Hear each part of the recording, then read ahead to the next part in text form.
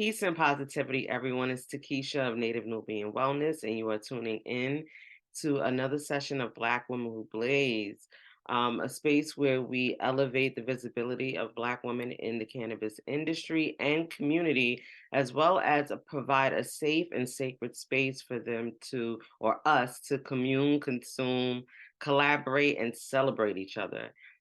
So today's featured guest is an extraordinary and exceptional sister. I'm so happy to have her on the platform, and she's doing great things in the Northeast region of the US in the cannabis space and beyond.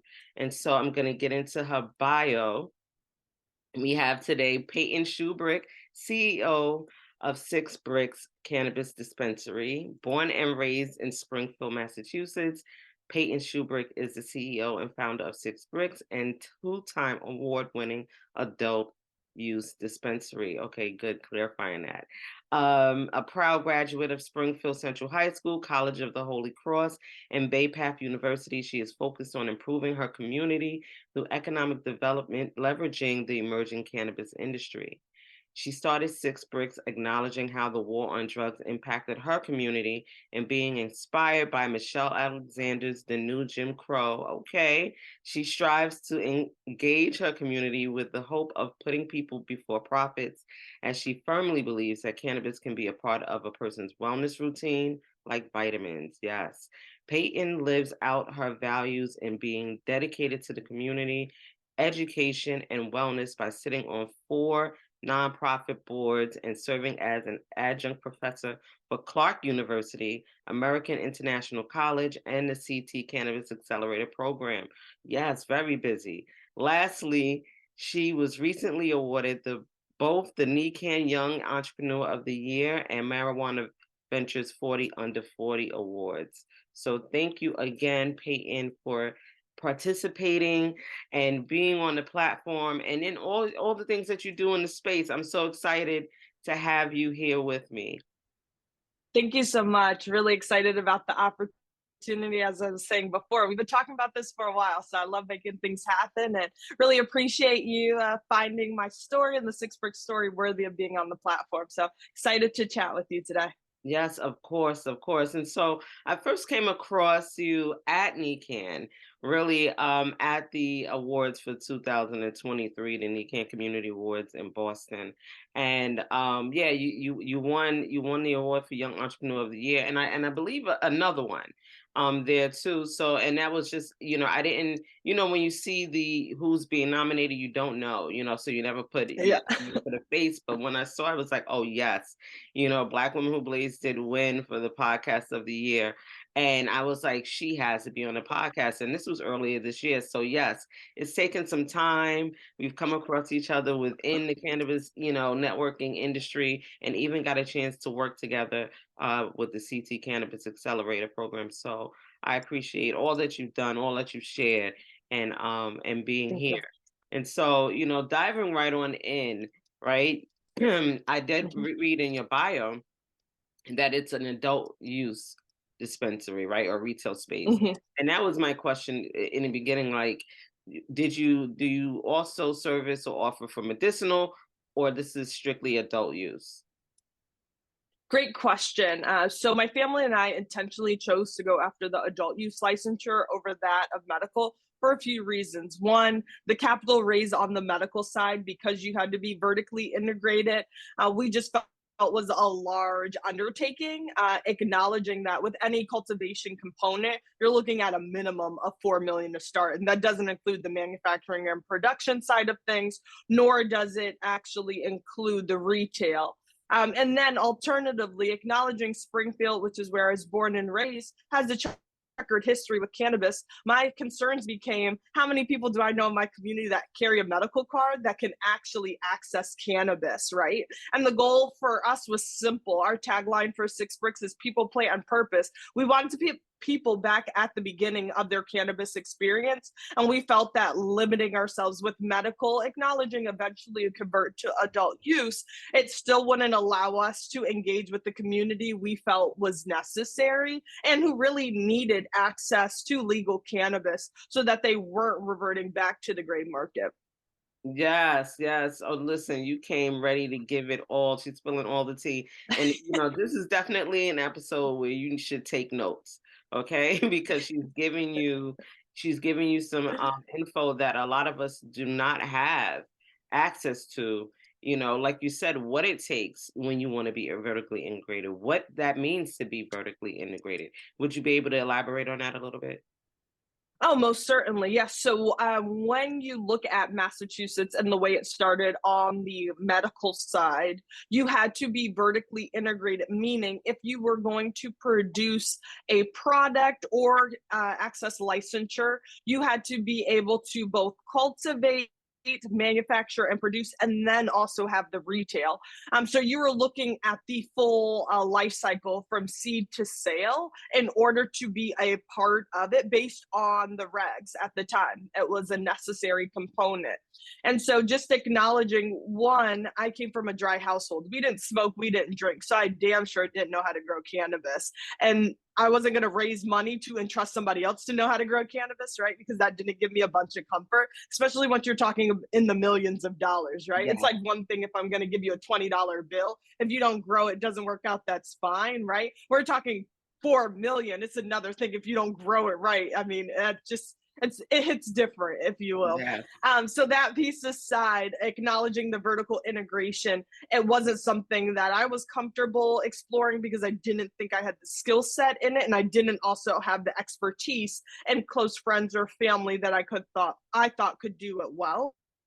So the focus really became around the retail licensure.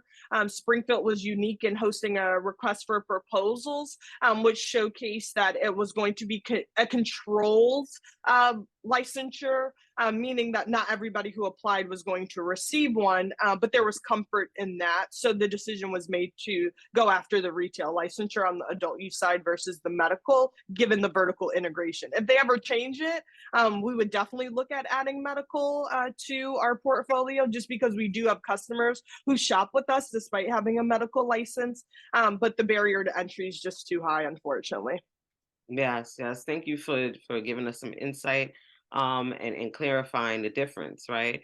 And then like you said, just the I love what Massachusetts did where it was a request for proposal instead of like you said anyone who feels like it can throw in, and hat like they really wanted to see who would be able to deliver, right?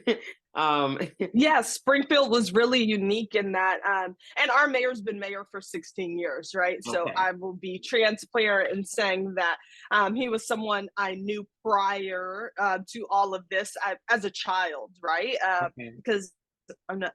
I'm just 30, right? So if you do the math, right, 16 years, we met when I was Yes. 14. So he was very clear that he was seeing what was happening in Northampton, Worcester, and communities where anybody who showed up applied was essentially getting licensure. And the problem is now, if you look at certain areas, not all of those companies are doing well. So within round one for the request for proposal specific to Springfield, because certain communities did not implement a request for proposal, Okay. 27 groups applied and only 4 were selected. And Mhm. so that created a very unique dynamic. Within round one, Six Bricks was the only group to receive the right to negotiate the host community agreement. Wow. And we were the only women led group, the only group of color. And so it created a very real dynamic in terms of showing up for the community and being able to execute in a business model where they felt comfortable procuring cannabis, because I'd like to think we provide a different experience for our folks because we're from the community. And that's been evident in how the community shows up for us every day. Yes, yes, yes. I mean, it's just the whole journey, your whole journey and the perspective on people, from the community, interacting with them, supporting them, asking them what they need, what they want to see, Yep. how to affect change in the space is very important before you dive in to want to just start servicing them or think that you know what they want, right? And so, Yep. you said that you come from a very dry household. So what made the decision to pivot, to cannabis? Because to be 30, I mean, there's so many of us in this space that are, like you said, much older and now are pivoting. What opportunities did you see early on, in your career, like, journey that made you say, "Hey, I want to, be a CEO of a cannabis retail space, even though I've never consumed." Yeah, quite literally. So there's a multitude of different things happening. So for context, I graduated from College of the Holy Cross in 2015. I then started working full time at Mass Mutual, and the voters voted to legalize in 2016. Over my first year of working in corporate, it became clear to me that I was looking for more in terms of engaging with my community, but then also just figuring out who I wanted to be in the world. I fell into the trap of like working out, going to work, grabbing dinner, maybe having a few drinks with friends, showering, going to bed, waking up, doing it all again. Mhm. And for me, there just had to be more to life. And then once the voters voted to legalize in 2016, um, at Holy Cross, I had the very real experience of seeing folks like Soledad O'Brien give a talk my senior year. And she said something to the effect of, I want to be a voice for the voiceless because our voices matter. And that always stuck with me in the context of how do I give a voice to the voiceless and what does that look like for me? So I had gone on this path of thinking I could go to law school and create voices for those who were having their rights violated, so on and so forth. And after studying for the LSATs, registering to take the test, and then deciding not to go take it, I was faced with the reality of having to share with my dad that I wanted to be a voice in cannabis, looking at what it had done to the city of Springfield and many other communities of color across the United States. And I have this entrepreneurial bug that I just can't get rid of. I want to create something, I want to build something that means something not only to those that experience it, but those that see it and engage with it virtually, in person, so on and so forth. So it was this combination of factors that led me to then look at the RFP process. And admittedly, at that point, I was interning with the Springfield City Council. And so I was hearing these men talk about Springfield like a profit center and not a place with people. And that just continued to kind of egg me on to say, well, if he could be CEO of a company, why can't I be CEO of a company? He doesn't even live here, right? And so I continued down this path where before I knew it, I was taking money out of my 401k without telling my parents, and then applying for the right to negotiate a host community agreement with the city of Springfield and figuring it out along the way, making friends, showing up to community outreach meetings, and just figuring out who I could be in this industry. It was not an easy path by any means, but it was just a combination of different things where you just know you're on the right track, even though you don't know how the story ends. And so that's how it all started. And the story hasn't ended yet. So we'll see where we end up. Yes, yes, right. This is the beginning, and to hear, I mean, it's like I said, extraordinary because here we have an almost pretty much civil rights attorney on her way, right? And then you saw where you could apply it in real time, right now, the opportunity and utilize that voice, and which is a powerful one, especially for our youth. Like you sit right in the middle of the youth and the elders, and so you can tap into both generations and cultures and be able to bring us together, right? And so that's important, in the world, but in this space especially, with all the injustice that's been experienced in communities like yours, mine, and across, the US, and definitely across the globe. So I appreciate all of the work, because advocacy is Thank really you. the foundation of getting Mhm. involved before, you actually start to make a profit. You have to advocate for yourself, for your community, Mhm. for all the, like you said, the policies and the rights that you have. So I think that a lot of that is missing when it comes to people wanting to tap into the cannabis culture, right? Oh, yeah. If I could just add, I mean, I think it was very clear what I was seeing.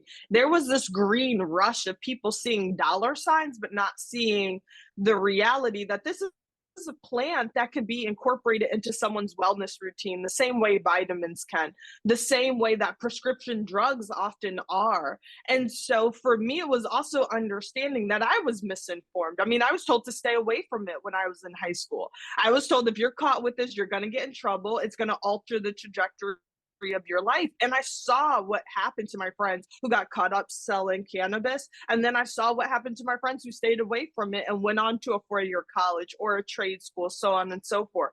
So to have something so close to home now being created into something that's being monetized, and those that were impacted most don't get to benefit or engage with it, I found that to be problematic. And so, yeah, the civil rights attorney in me said, if I can be a part of this industry, then I could be a voice for those who are going to be left voiceless by sheer virtue. They don't have access to the capital. They're not going to pursue a legal licensure. And who's representing them? Because before you had these Apple store looking retail establishments, you had the kid on the corner block who was selling dime bags, and you just hope that if you purchased it, you were getting gas. Like Right. that's what it comes down to. And unfortunately, with the way the industry's shaken out, we've lost both that and we've lost the reality of community. I mean, if you were going to sell and you had customers, there was strong community because y'all all were getting in trouble together. Yeah. So to see notions of what was no longer present in this industry is, I think, why Six Bricks has been so successful, because we've engaged the community from day one. I mean, prior to community outreach meetings, I was going to neighborhood council meetings, talking to people, asking them, well, what are you afraid of in a legal dispensary? What concerns you most? Yeah. Why would you let your son or daughter work in one? Why not? Right. And I think those were necessary conversations that really set us up for success. Because when we did open, even if I didn't have people who were going to buy a product, they were showing up buying a T-shirt, right? And that got me even more excited because it lets me know that yes, we're selling legal cannabis, but to the community, we're doing so much more than that.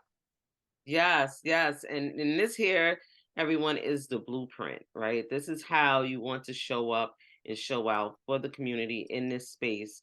And like you said, you have to engage because hey, you want to be here for the long haul. You want to make sure that this Hmm. thing grows and you may have several retail spaces or like you said, generations to come, there's your family members involved in this space. And so our community is very apprehensive, not only now with the adult use and being able to use it, but also finding employment or getting involved in the industry. And Yep. for me, it is a much needed opportunity for us to develop economically if we truly understand the plant and we understand entrepreneurship and industry and what it looks like to get back into agricultural science. Like you said, hey, Hmm. how come we don't have the cultivators, in our families? Now, oftentimes, right, we were the distributors. So it's like, go with what we know. We weren't the cultivators in this space, now, okay, if you were Rastafari and that's what you did and you grew that fire, then you may be looking to cultivate. But there's Yep. opportunity in the retail adult use, not just retail adult use, but to cultivate in adult use, right? Mhm. So the difference is now with the medicinal, you had to be vertically integrated, but once adult use came, you could be just a retail, be just a producer, just a cultivator. And so, Yep. um, is there an opportunity now for you to say, hey, well, I'd like to produce, I have an idea for some products and things like that? Yeah, no, most certainly. It's a conversation that my family and I have regularly. For those who aren't aware, Six Bricks is a play on the last name Shubrick, six people being in my immediate family. So holidays look very different because I am CEO. My parents are a part of the company, so I am effectively managing my mom and dad. But Monday through Friday, 9 to 5, they're Fred and Dawn as we structure ourselves with PSAs in place to Yeah. ensure that we could keep the balance of power as it needs to be, but they could still give me Christmas gifts because I am their child, their firstborn, as they would say. So as we think about all of that, I mean, there was a lot of conversation and there continues to be. How do we stay financially viable in this forever changing industry? When we came online in 2022, prices had just dropped by 38% in the market. And part of that was oversaturation because more flower is being produced than was actually being purchased or even needed. Because again, if we go back to my earlier comments, during the green rush, it was just the understanding if you build it, they will come. If you grow it, it will sell, right? There was not a measuring stick that actually said, how much do I need to produce? But more so the overproduction, which has led us to a very interesting space right now within the Massachusetts market. Regularly, we talk about additional license types without making any firm commitments. My sister, Taylor, has her entity Tree and Brick and has a delivery licensure, but unfortunately that license type has been tough to monetize. So at this point, we're waiting to see what else makes sense for us at this point in time. Unfortunately, cultivation is probably last in the licensure that we consider, just given the overproduction and the price point. I mean, it is extremely tough.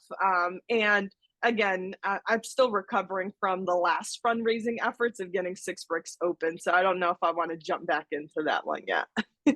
Right, right. It's like, let me take a break. And like you said, let's see how things start to balance out and settle, right? Um, and Mhm. and which is important, which is important, especially, and I think the retail and the delivery go hand in hand, right? But how Mhm. many people now are, saying, hey, yeah, I want my bud delivered. You know what I mean? Most people still want the experience of walking into a retail space. You're gonna get a lot of first timers as well, and Yep. and then the experience of I really don't, I haven't taken a tour yet, but being able to experience the flower or see things on the shelves, or just order from a menu. So but eventually delivery, I could see it picking up the pace, Oh you know, yeah. eventually. So yeah, you have to hang in there. I get it. It's just like, okay, it's frustrating, but you have to hang in there. And the fact that your sister was able to get a license as well, I mean, is amazing, and I love the story of Yep. the family, that Yeah. it's a family business with you as a CEO, and your mom and dad coming on board, even, when you pivoted and saying, okay, well, yeah, this is what we're going to support you. And then I'm quite sure once they saw the community, stand behind you and stand with you, it was like, okay, yeah, we definitely want to make sure that she's Yeah. successful.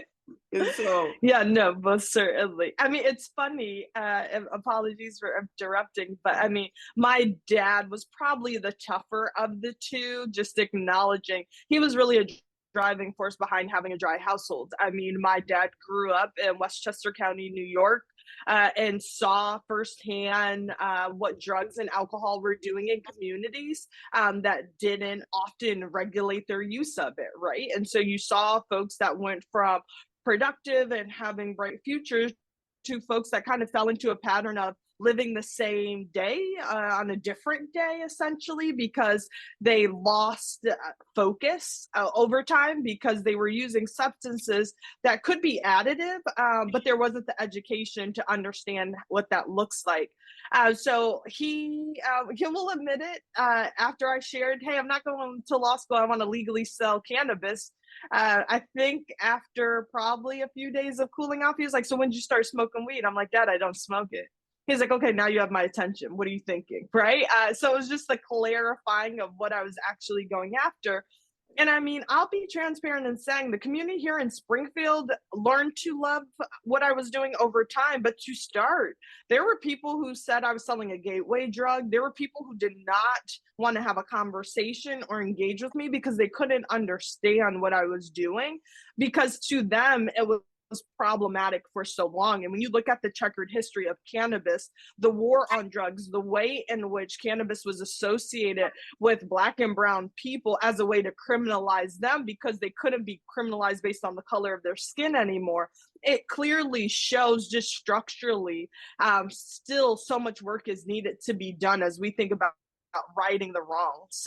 And Mhm. so I like that Six Bricks represents a Black family in cannabis, but more specifically, the relationship that I hold with my father, who was very much someone who was in the shock and awe and borderline disapproval to now showing up to every event, regardless of timing, because he sees what I'm trying to do and wants to further support it. And so it's been a beautiful thing to see the way in which you can change hearts and minds, but it takes time. It can't happen overnight. And I do think that's perhaps one of the reasons we don't see more folks of color in the spaces, because it is not easy and it oftentimes takes longer than any people who put together the initial plan could anticipate.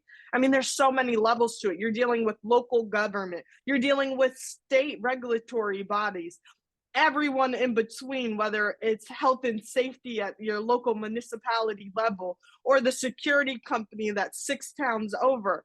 I mean, there's a lot of moving pieces and parts. And how do you not run out of money and motive Right. before you open doors? Yes, yes, yes. So I'm so glad that you are transparent about it because, you can get these rose-colored glasses and be like, "Oh, I'm gonna get involved. And then you can become discouraged when you realize the amount of work, and this work when you want to open any type of business as an entrepreneur. But when you're dealing with a heavily regulated industry, and then a Mhm. federally prohibited plant that still has people incarcerated, yes, you have to kind of tread lightly and you have to really be thorough um Yep, in how you in your practices and in your behaviors because and in the people that you align yourself with in this space. And so as absolutely. a woman of color who wants to get involved in the space, and like you said, it doesn't have to be accessing a license, but where do we need more support in the cannabis space? Like what do you think like the first thing to do is? Yeah, so that's a great question. I think there's two different pathways, right? I think for anyone who wants to be in cannabis and kind of work their way up the ranks, become a bud tender and be humble enough to say, regardless of where you are in career, having that experience becomes valuable. I mean, I joke with my team often because I have the least amount of retail experience. And yet at the same time, because I'm hyper aware of that, I know when I need to go talk to my team members because I can't make enough of an informed decision myself because I have not lived that life, right? And Right. so it was beautiful having my sister, who was a bud tender and then moved into inventory, who was able to come to the forefront and say, for this company, these are the things we need to start to think about and consider. So when you think about the design of our space, our cash wrap, and how we pull down product, she designed a lot of that because she saw the pain points based on where she was working or where she was visiting. And as I was visiting more dispensaries, you see the pain point of, okay, behind the cash wrap's too narrow, so you can't allow people to pass each other, and it creates an uncomfortable dynamic, but then it's also not super effective or efficient.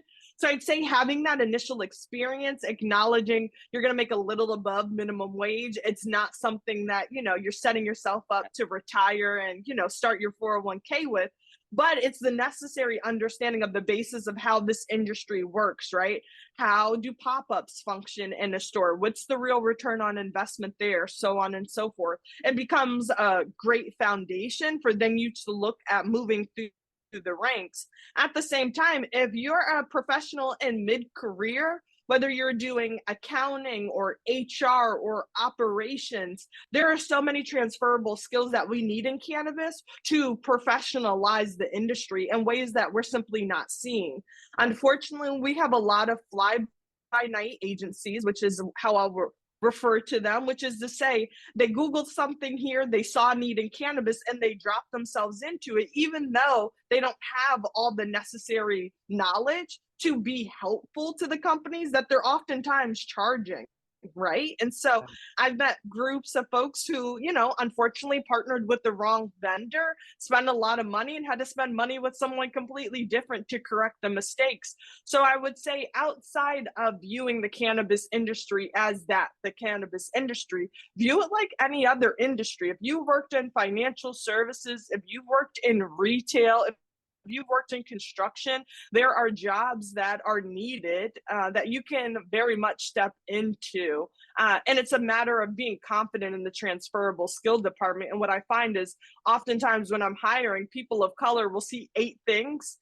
And because they don't have all 8, they will apply. And sometimes they don't. And so it's understanding that I have more candidates who are underqualified that they got 2 and they'll apply, right? So how do we encourage our folks to say, yes, you might have been babysitting for the last 6 months, but think about the time management. Think about keeping whoever you were babysitting alive, and all the ways in which that can apply to you getting your foot in the door of cannabis, and stop counting yourself short.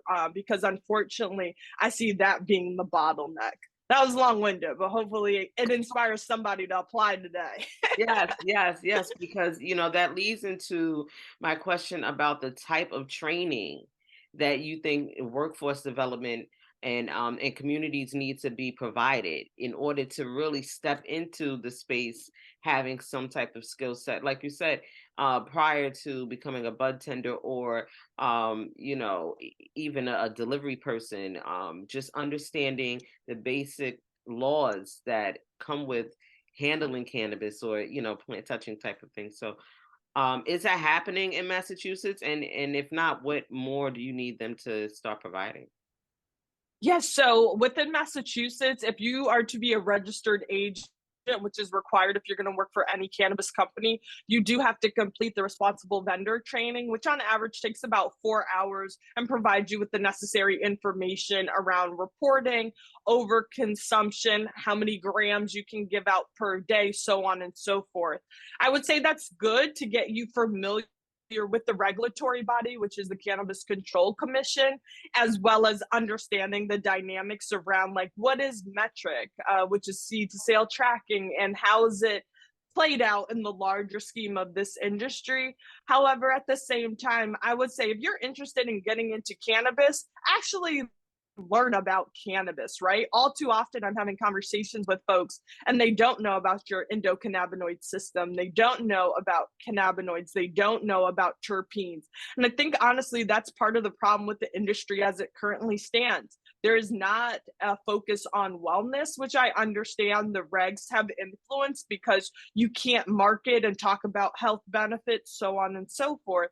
And yet, at the same time, not talking about terpenes has created dynamics where we have folks who are tack chasing, right? Like, they're looking for THC, and if it's over 30%, they'll buy it all day long. Right. But just because they're purchasing that product doesn't mean it's giving them a better high. Yeah. So what we found to be successful is having a conversation. What are you looking to buy today? But more importantly, how are you looking to feel today? Are you consuming this on a full stomach? Are you consuming this by yourself? Engaging in conversations with folks in order to give them the tools that they need to better understand how they're going to use it. And I think that for folks listening, if you're an educator, then you're needed in cannabis because we need to do a better job of educating our customers. If Yeah. you're someone that does well with operations, well, you're needed in cannabis because we need better operations as we think about how do we get folks to stop overproducing flower that people don't want to buy and drive price points down, right? So there's so many different aspects of it all. But I would say, outside of the responsible vendor training, actually learning about the plant would improve the industry greatly, because we have too many people who don't know enough about it and yet are the ones responsible for selling it. And it creates a less than ideal experience for the customer at the end of the day. Because, like I said, we have groups out here that are tack chasing, and yeah, Yeah. they're spending money they don't need to. Yes, yes, I agree. I agree that education really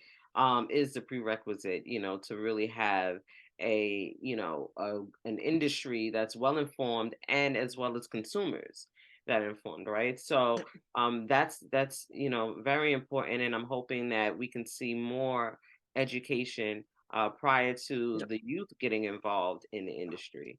That's the Almost important thing, certainly. so more education in institutions of higher learning is important, even at the high school level. The basics about, when you're getting into plants and things like that, and biology and whatever they're learning in science. This is definitely something that can be added and to the curriculum, just to get them familiar with terms like the endocannabinoid system, cannabinoids, terpenes, trichomes, and just the anatomy of the Yep. plant, right? And Yep. especially when this is an industry that you will be needing people to come into the workforce in order to keep it going. They're the foundation. Exactly. So Yep. yes, I agree. And that's pretty much a lot of the work that I do is educating. And so now that you guys are up and running, and you're taking in you're helping change the landscape of the retail space there, right? The retail industry in I'm gonna say Connecticut and Massachusetts. As far as policies, um, are concerned, right? Are there any policies that still create a barrier to your business growing in Yeah, cannabis? most certainly. Yeah, Yeah, I would say a lot of the rules and regulations around marketing create less than ideal experiences. The fact that we can't have loyalty programs, right? When I think about the fact that we are a singular, independently owned and operated retailer, and I am competing against multi state operators that have larger marketing budgets than yeah, me, and are able to buy billboards and do many things that simply are not cost effective for me to do. It creates a disadvantage when I think about the fact that we can't implement certain things like percentages off. We can't have the loyalty programs that in other retail scenarios would just be everyday business, right? Not thought of as anything differently. And so the fact that I can't, very similar to the way that I could go to Starbucks and gain points every time I get a caramel macchiato, I can't mimic that for my retail. It does create a less than ideal disadvantage in terms of how do I retain customers where dispensaries keep opening, but I can't differentiate my dispensary from someone else's outside of the bare basics of a customer experience, the products we carry, so on and so forth. So I would say the marketing piece for me is very much top of mind because we're not the new kid in the block. I mean, we right. celebrated our 1 year anniversary on September 24th, but Yeah. then that means that there are other dispensaries now coming online that are new and exciting. How do I stay new and exciting if I'm limited by how I can market and engage with my customer base? And that part makes it difficult. Wow, wow. Yes, marketing is definitely an issue. And the fact that I didn't realize that you can't have a loyalty program and percentages off and things like that. That's unfortunate, right? How, Yeah. so even for, the cost of it, at this point, there's no insurance covering medicine, right? Even if we were able to get it from a retail space, or anything like that. Hmm. So a lot of this is, a luxury for a lot of us in the community, even though we're Yep. using it for therapeutic and a lot of times medicinal, and we really don't know, that it is. And so the cost of it it can be astronomical for some households, Oh, and yeah, most so to certainly. not be able to provide, a discount or a loyalty, points program is, yeah, that's a real challenge and barrier. Oh, And yeah, most certainly. And the hard part with that too is also acknowledging to be a dispensary so heavily focused on the community, it's also frustrating as hell because it's like I can't give my folks a break because I don't get one, right? right, So how do I have a dispensary in the community that's focused on doing well in the community when I can't give them breaks around how much they're spending in store because I'd be violating a rule that could then manifest itself into a fine, which could be, a part of my payroll that week, yeah, right? So there's a lot of limitations that I hope over time will change, that will continue to allow for the longevity of small independent operators. Because if you look across the state of Massachusetts, in my mind, there's simply not enough independent retailers that are not just surviving, but thriving. And I think that's the difference. People look at the number of dispensaries and they say there's so many, and so many of them have different names and looks and feels, so on and so forth. But if you dig into it, yes, there are a lot of dispensaries. But what dispensaries are locally owned and operated by people in the community that are actually thriving? And the Right. number is extremely small. And nobody starts a business to simply survive, right? Like that doesn't even sound appealing saying it out loud, right? You try going to your friends and be like, hey, you want to do X, Y, and Z so we could just survive? Like, no, thank you. Like if Right. I want to survive, I'll sign up for Survivor and go on the game show. At least I could Right. win some money at the end, right? So it's also changing the rhetoric around what you see maybe doesn't connect in with the reality. And I mean, I'm in the shop most days. I have more customers who are like, you know what you guys should do? A loyalty program. I'm here like 3 times a week, throw me out a free lighter, a t-shirt or something, right? So it's also acknowledging the customers are asking for it. And so they're not reading the regs of the Cannabis Control No. Commission to find out that they can't. They just see it as, damn, they're really missing the mark. And as a result, it's less than fair for them. On the flip side, if you have medical licensure, you can, in fact, do loyalty programs. And Mm. so now it creates an imbalance where if you are co-located with your medical and adult use, you can offer something I can't. And it creates that dynamic of the haves and the Right. have-nots, which we also saw in product dosing, right? If you have a medical licensure, you can get higher dose products than you can in the adult use market. But at the same time, now we're fundamentally confusing consumers because I've had people say, well, I'm really only into medicinal cannabis. It's like, oh, well, we have a lot to talk about, right? Right. Because we've also positioned it in a way where folks now think that, oh, is that a medical seed or an adult use seed? It's like, that's not how any of this works, right? So a Right. lot of education is needed. So folks like yourself who are creating platforms and trying to educate people, we need to see more of that, and we need to see more of that from people of color who can communicate in ways that folks of color are receptive to, Yeah. which is something we're really focused on here. Yes, yes, yes, I agree. And, being that you're so community focused, are there any events that you guys or is that like a limitation as well, like an event for the community to educate them? So I saw that another dispensary in Massachusetts brought in, a celebrity that has been, in the cannabis and advocacy world for, Mhm. before it was, you know, accessible to us. And he's also a veteran, and so their business is veterans focused. Meaning I guess that's who open the retail. They focus them on them. So Yep. is that something that you're able to do as well, where you'll provide some type of community event where they can get some education and learn more? And Oh, maybe that absolutely. would be a way to kind of differentiate yourself, um, in this space, in this competitive market. Oh, absolutely. Yes. So we are very much a events-based organization because we leverage that as a method to engage with our community. So we've hosted everything from expungement clinics to, leading into 420 to remind folks that yes, while we get excited about this high holiday, we also have to remember that to some it's just a harsh reminder of a significant other being locked up or they themselves. Yeah. So we have hosted that. We host our Haunted Bar Takeover, driving economic development in downtown Springfield, partnering with the only Black-owned dispensary, excuse me, Black-owned brewery in Springfield for a lot of our events. We'll host our annual celebrations around the anniversary of Six Bricks opening.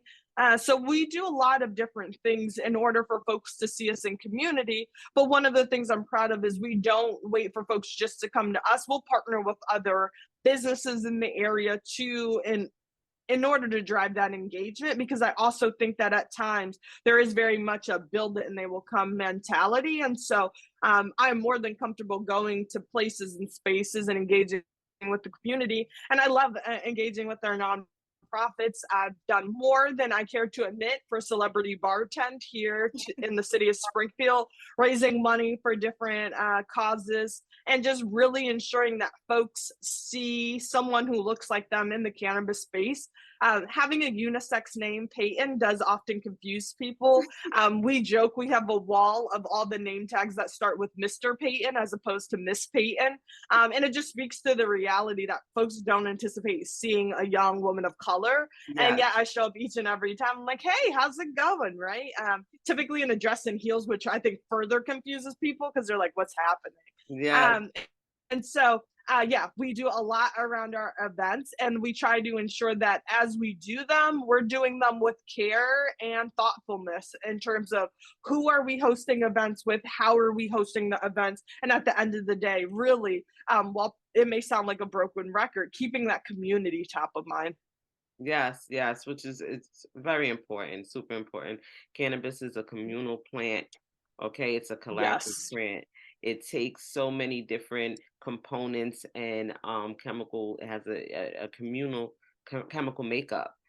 So just to reflect what the plant is and does and embodies, and bringing that into your business, bringing that cultural aspect to it as well is important and very attractive, and that's what we want to align with more going forward, and that's what we want Yeah. to see more of. We need, professional women like yourself who decide to get involved and help us, like you said, raise the standard and raise the voices of those Yeah. in the industry and in the community, and who have been affected by prohibition and the war on drugs and systemic Yeah. racism in this space. So I appreciate you. I appreciate your time, Yeah. all the gifts and gems that you shared. This is just a great 101 on how to move in the space when you want to get Most involved and certainly. actually affect change in the community that you are born and raised in. And, Yes. you're also a professor in three different universities. That's amazing. It's like, where do you find the time, sis, as a Yeah. CEO in the cannabis space? How are you doing all of this? And sleeping and still keeping that skin glowing, Thank you, thank you. No, I appreciate it. I mean, honestly, I just gave a talk to a group of young women who are like, "You do so much," and it's like I don't think about it as doing so much. I think about what are the problems I'm trying to solve, right? And the problem I saw here in the city of Springfield is I didn't see enough people of color trying to engage with the legal market in a way that provided us, right, with a dispensary we could go to and feel good about spending our money with, right? That's a problem. Yeah. We all know that emotional feeling of spending money. You want the product, but you don't really love where the money's going, right? And Right. what I can appreciate is people come in and they are happy to spend their money here. I mean, I love Sundays coming into the shop because you got the folks who are leaving church and they're coming to make their weekly purchase and they're dressed to the nines. And I love hearing, hey baby, how you doing today? Right? There's something communal and special about those moments that keep it what I'm doing top of mind always, because I know it matters to someone who otherwise wouldn't have the option the way they do now with Six Bricks existing. So, yes, I teach, but I love seeing the look on my students' face when they finally get the concept, right? And the problem I'm solving is there's not enough Black women who are professors in this country, right? And there's not enough teaching about cannabis. There's not enough teaching about design thinking and so many more. So I oftentimes find myself solving problems, and that's not a bad way to live life. No, no, it's not. No, it's not, and I appreciate you sharing that because that's oftentimes that's what we do.